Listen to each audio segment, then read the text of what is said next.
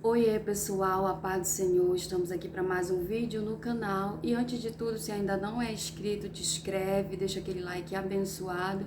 Também me segue no Instagram, suelen.ribeiro, Ribeiro com H no final, tá bom? Vai estar aqui também na descrição do vídeo o meu Instagram. Bom, gente, hoje eu vim compartilhar com vocês o dia mais difícil, o pior dia da minha vida, sem nenhum exagero, né? E proveniente também desse dia, o que aconteceu, também surgiu um grande testemunho. Então eu quero contar, venho aqui compartilhar e, como eu falei no meu primeiro testemunho, se edificar uma vida, para mim já é o suficiente, tá? Mas eu quero que vocês ouçam bem o que aconteceu comigo para depois entender o testemunho, certo? Então vamos lá. Bom, antes também eu quero falar que eu me preparei muito para compartilhar isso com vocês. Eu vou tentar não me emocionar, porque é muito difícil falar sobre o assunto. Bom, eu já falei aqui no canal que eu tinha uma relação com a minha mãe de amizade, não era só de mãe e filha. Tanto eu quanto as minhas irmãs. E casei, minha mãe era a pessoa mais importante da minha vida, meu amor, minha paixão, casei. E mesmo casada, a gente manteve uma relação, foi um pouco diferente, já que eu era uma mulher casada e as nossas conversas já eram outras. Mas casei todos os dias, gente, todos os dias eu vim aqui na casa dela. Por que eu tô falando eu vim aqui na casa dela? Porque hoje a minha casa, ela foi construída no quintal da casa da minha mãe. E na época que eu casei, eu continuei morando aqui no mesmo bairro, 5 ruas depois da dela. Mas eu vinha todos os dias. O dia que eu não vinha aqui, ela ia lá, que ela já sabia que eu estava doente, passava por lá. Então, ela ia na feira, já dava aquela passadinha, levava um pano de prato, de presente, umas coisinhas da feira, coisinhas de casa, ela sempre levava pra mim. Então, nossa relação era muito linda, muito. Chegava na casa dela, ela me colocava no colo, conversava, e aí, minha filha, como é que tá? Como é que tá a vida de casada? Mas 2 anos depois que eu casei, foi que aconteceu, infelizmente, tudo isso. Infelizmente, porém, com propósito. Eu estava na minha casa e meu antigo cunhado, ele chegou em casa, eu estava para almoçar e ele disse, olha, Sueli, vai lá com a tua mãe, ela pediu para te chamar porque ela não tá passando bem. Só que dias antes, eu lembro, aconteceu algo. Ela chegou comigo e disse assim mesmo, Suelen, eu tive um sonho, ela trabalhava no restaurante, eu tive um sonho que eu sonhava que eu era demitida, a pessoa lá me demitia e quando eu ia pro banheiro trocar de roupa, eu ouvia uma voz que me dizia assim, não choras, porque tudo isso é para um propósito. E eu disse, sério mãe, será que a senhora vai ser demitida? E assim passou. E um mês, a minha irmã morava em Marudá, mais velha, era a única que morava distante. Ela passou um mês inteiro aqui, sabe? Como se fosse uma despedida mesmo. Ela nunca tinha passado, ela passava 5 dias no máximo, ela demorava meses e meses para vir, mas quando ela vinha, passava uns 5 dias. E esse tempo, ela passou um mês inteiro aqui. E ela ia embora na segunda e tá. E na segunda a mamãe se despediu dela. E eu vim pra casa da mamãe lavar roupa, porque eu tava com problema de água na minha casa. E eu vim lavar as minhas roupas com a do Cássio.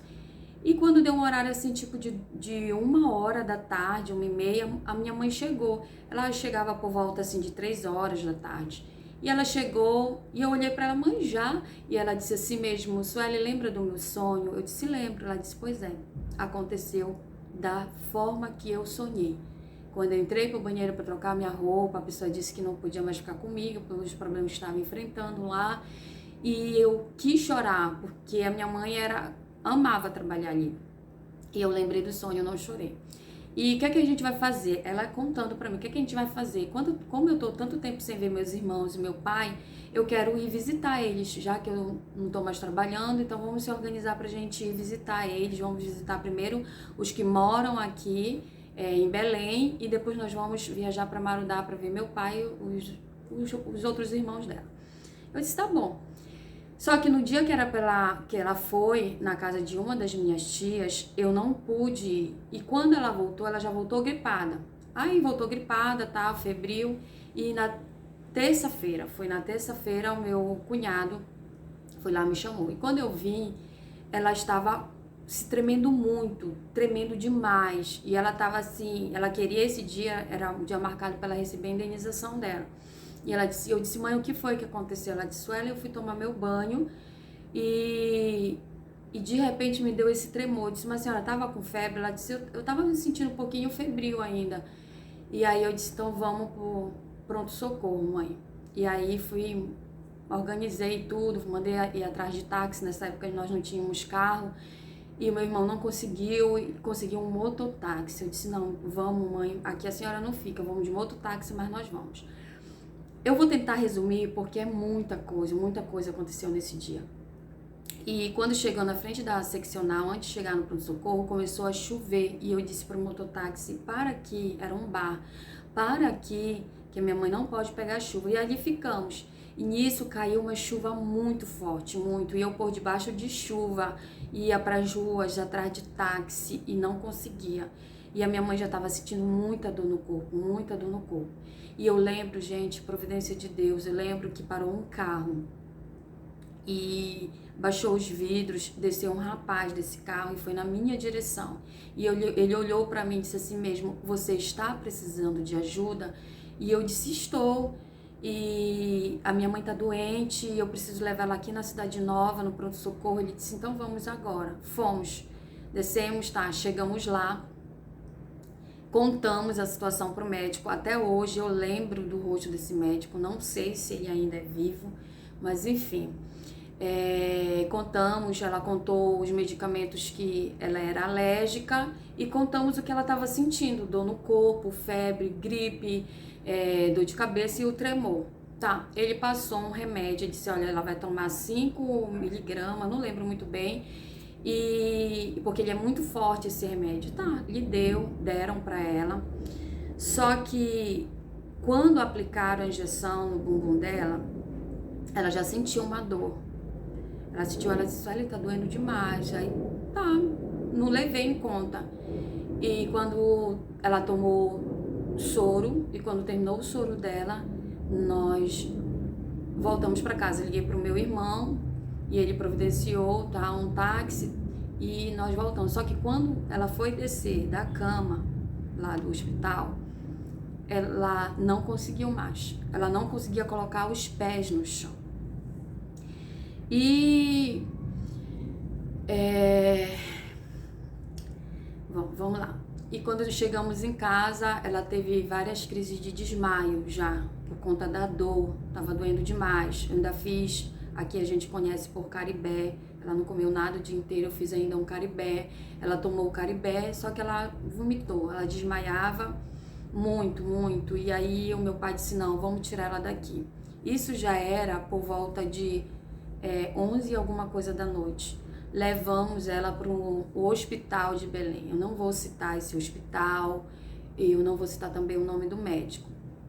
E daí levamos ela, e quando chegou lá foi o terror, gente. Eu vou resumir aqui. Ela sentia muita dor, passamos a madrugada, eu e meu pai. Eu ficava um tempo no hospital, porque a gente estava no corredor do hospital.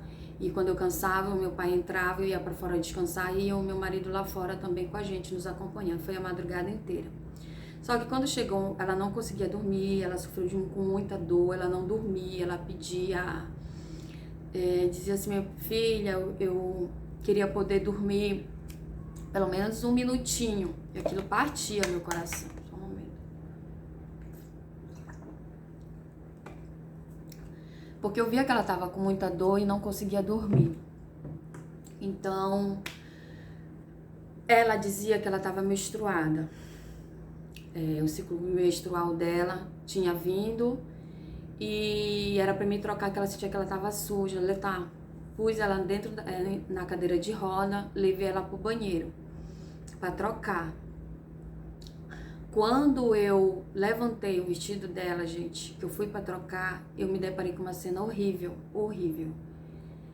Aonde ela levou a injeção até parte da coxa dela, para quem já viu, ou para quem já sofreu queimadura ou já viu, criou-se como se fosse placas, assim, gente, era como se fosse esse tamanho aqui, de placas, da onde foi a injeção, eram 3 placas, até a metade da coxa dela, 3 assim, uma distante da outra.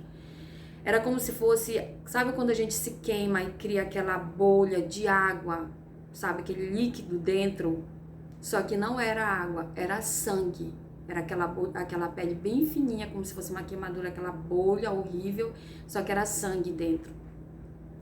E as lágrimas vieram, assim, eu tentando me controlar, e ela me olhou e disse: o que é que tá acontecendo, Sueli? Ela tava com tanta dor, gente, com tanta dor que ela não sentia nada.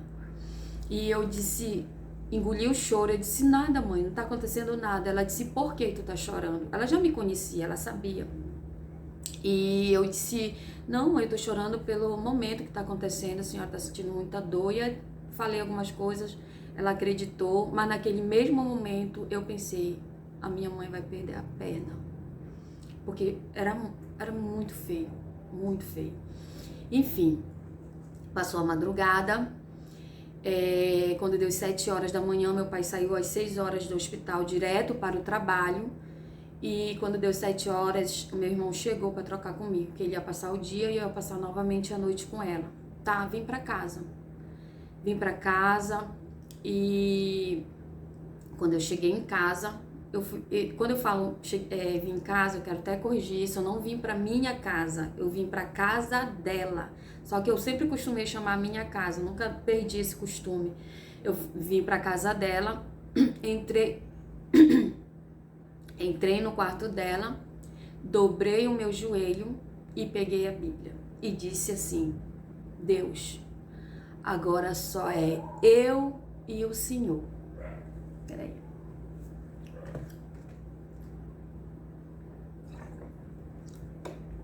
Disse Deus: agora só é eu e o Senhor. Eu quero saber o que está acontecendo com a minha mãe. A minha conversa, gente, com Deus sempre foi muito franca. Não sou de rodear, não coloco Deus como uma pessoa distante que eu não conheço. É como uma pessoa que eu converso, enfim. E peguei a Bíblia, abri a Bíblia de joelho no quarto dela e perguntei a Deus o que estava acontecendo. Quando eu abri a Bíblia, gente, caiu no livro de Isaías 55, versículo 8, que diz assim: os vossos pensamentos não são os meus, e os vossos caminhos não são os meus. Quando eu li isso, eu fechei imediatamente e me deu um desespero. Naquele momento, eu tive a certeza 100%, que a minha mãe ia partir, que Deus ia tomar a minha mãe, por aquele versículo. E eu só dizia: eu não aceito, eu não quero, eu não aceito, o Senhor não vai fazer isso comigo, o Senhor sabe que ela é a pessoa mais importante da minha vida. Gente, um mês disso acontecer, eu vinha na bicicleta pra casa dela com meu marido, e eu lembro que eu vinha assim na cintura dele, abraçada, e disse assim: meu amor, eu te amo tanto, eu amo tanto o meu pai, eu amo tanto os meus irmãos, e se um dia Deus quisesse levar vocês, eu aceitaria. Mas a minha mãe não. Gente, um mês antes eu falei isso.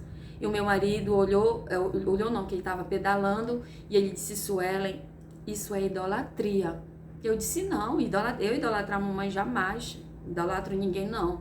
Eu sei que isso não pode, eu como uma cristã não posso idolatrar ninguém além de Jesus. Eu não é idolatria. Eu disse: tu não entende, Cássio, é um amor muito grande que eu sinto pela minha mãe. Ele disse: é.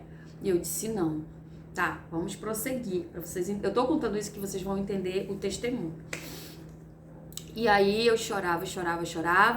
Meus irmãos me perguntavam por que eu estava chorando. Eu dizia que não era por nada, era por conta da situação que a mamãe estava. Gente, eu não falei pra ninguém a certeza que eu já tinha. Tentei descansar um pouco. Quando foi mais 10 horas da manhã, o meu pai chegou e eu disse assim: meu irmão, pai, o senhor não foi trabalhar, o senhor saiu pro trabalho. E ele disse assim: meu irmão, não, Suelen, me dispensaram do trabalho, eu voltei no hospital, conversei com a tua mãe, só que ela tá colocando como se fosse borra de café pela boca. Quando ele me falou isso, eu disse, gente, eu não vou mais perder tempo. Eu não vou mais perder tempo. Aí só eu pensando comigo, o Senhor vai levar e daqui a pouco o Senhor vai levar minha mãe, eu quero ver ela, eu quero ver, eu me desesperei e eu queria tomar banho, papai descansa um pouco, fui pro banheiro, lavei cabelo para dar o tempo, que eu sabia que eu não podia entrar a qualquer hora no hospital, para dar o tempo para chegar lá, a ida daqui pro hospital era uma hora de tempo.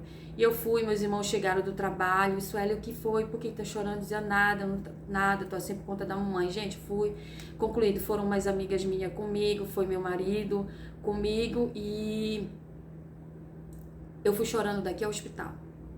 Quando chegou lá, a minha tia conseguiu entrar, meu irmão tava lá, minha tia conseguiu entrar no hospital, ela tinha uns conhecidos, conseguiu entrar. E eu deixei as minhas amigas entrar para ver a mamãe, depois logo eu ia entrar. Só que quando a minha tia veio pela uma outra porta, ela veio com um copo descartável. E ela pegou e mostrou pra mim, minha filha, olha o que a sua mãe tá colocando pela boca.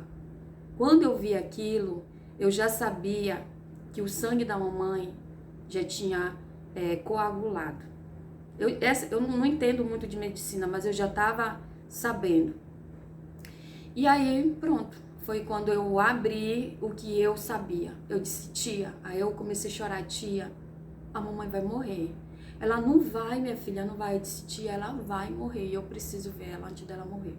Enfim, meu irmão veio, a minha tia disse que ela precisava me ver, ela disse, filha, a tua mãe disse que ela precisa te ver, não vai dar tempo dela ver a mais velha, que estava em Marudá, que é a Patrícia, mas ela precisa te ver. Gente, eu assinei um termo de compromisso, eu e meu irmão entramos no hospital e quando nós entramos, que eu entrei no leito, a minha mãe estava dando os últimos suspiros. Eu só lembro que eu olhei para a cama e ela estava dando os últimos suspiros. E eu saí correndo. Eu não consegui abraçar, eu não consegui gritar, eu não consegui correr para cima dela, sabe, fazer ela reagir, eu não consegui. Eu só lembro que eu saí correndo do hospital, para fora do hospital, o Cássio não conseguiu me alcançar. E quando chegou lá, eu disse assim mesmo, acabou a minha vida. Isso é só para quem acredita. Se não acredita, também respeito. Eu ouvi desse lado aqui, gente, uma voz que me dizia, a tua vida acabou mesmo. E me perguntou, tu quer ir junto com ela? E eu respondi, quero. E ele disse, aquela voz dizia, os ônibus estão passando aí, esse é o momento. Eu fui. Eu corri para frente do ônibus, vinha um ônibus, eu corri para tentar me suicidar. E eu senti uma mão que me puxou pela mão esquerda, lado do coração. E essa mão me puxou e me trouxe para trás e falou desse jeito, não faças isso. E eu olhei, não tinha ninguém. Tanto aquela voz que falou desse lado, não tinha ninguém, e tanto dessa, foi tudo muito rápido. E me puxou e disse, não faças isso, filha. É para uma obra. E foi a hora que o Cássio conseguiu me alcançar. Foi tão rápido, eu saí correndo na frente, ele veio correndo atrás de mim, e isso aconteceu enquanto ele corria, não me alcançava, aconteceu tudo isso. E eu chorava, e o Cássio me pegou, e eu só queria o meu pai. Só queria meu pai naquele momento e tal. Voltei para dentro do hospital e levaram ela para a sala de choque, tentaram reanimar e eu fiquei na porta chorando, ajoelhando. E eu só lembrava da passagem de Lázaro. Eu dizia assim mesmo, Deus ressuscita minha mãe, ressuscita, ressuscita. Enfim, a porta da sala de choque se abriu. Não sei se é esse nome. Abriu e veio um doutor. E quando ele veio, ele disse, quem é? Os parentes da Maria, do Sivaldo. Eu disse, eu sou filha, no corredor do hospital. Ele não teve nenhuma sensibilidade. Meu irmão veio, eu sou filho. Ele disse, ela faleceu. Muito grosso. E eu mantive a calma, meu irmão enlouqueceu, gente, enlouqueceu. Ele saiu quebrando tudo, tiveram que chamar policial, enfim. E eu olhei o nome dele e olhei nos olhos dele. E eu disse, de que foi que ela faleceu? Ele disse, de meningite, o pescoço dela estava duro. E eu disse, ela não faleceu de meningite. Eu disse, olha, eu estou aqui, estou lendo seu nome, doutor. Minha mãe faleceu de erro médico, não foi isso? Aí ele tomou um susto. Ele disse, erro médico? Eu disse, erro médico. Aí ele, como você sabe? Aí fui falar as coisas que estavam acontecendo, que eu já estava desconfiando.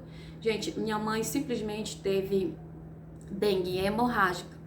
E todos os sintomas que ela estava tendo ali era de dengue, e o primeiro doutor, ele não podia dar o remédio que ele deu, que era muito forte. Então ela teve uma reação, ela teve uma hemorragia interna. E ele pegou e falou, realmente você sabe o que você está falando, mas você sabe que o erro médico não foi aqui nesse hospital, foi no hospital da Cidade Nova, e procure seus direitos. Eu disse, vou procurar os meus direitos, mas não diga que ela faleceu de meningite quando ela não faleceu, viu, doutor? E ele disse, procure seus direitos. Enfim, gente, minha mãe faleceu e naquele momento a minha vida acabou.